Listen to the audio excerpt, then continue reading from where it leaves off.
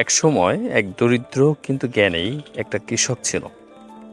একদিন সে তার পুত্রকে সঙ্গে নিয়ে কঠোর পরিশ্রম করে জমি চাষ করছেন।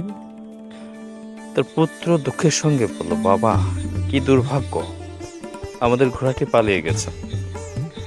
তখন বৃদ্ধ বাবা মৃদু হেসে বললেন, তুমি একে দুর্ভাগ্য কেন বলছো? সময়ের অপেক্ষা করো, দেখো ভবিষ্যতে কি ঘটে। কয়েকদিন পর পালিয়ে যাওয়া ঘোড়াটি ফিরে এলো, আর তার সঙ্গে একটা নতুন ঘোড়াও এলো। ছেলেটা তখন বিশাল আনন্দ উৎফুল্ল হয়ে বলল, বাবা, কি ভাগ্য, আমাদের ঘোড়া একটা নতুন ঘোড়া নিয়ে আসছে।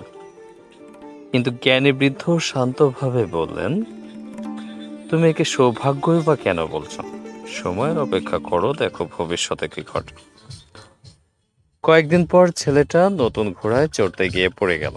ঘোড়াটা তখনও অভ্যস্ত ছিল না, ফলে সে রেগে গিয়ে ছেলেটাকে ছুঁড়ে ফেলে দিল। এতে কি হলো, ছেলেটার পা ভেঙে গেল। ব্যথায় কাতর হয়ে সে বলল, বাবা, কি দুর্ভাগ্য, আমার পা ভেঙে গেছে।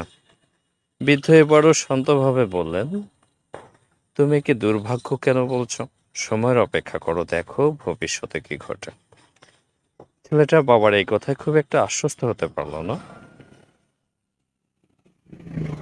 সে ব্যথায় শয্যাশায়ী হয়ে কেবল অভিযোগ করতে লাগলো।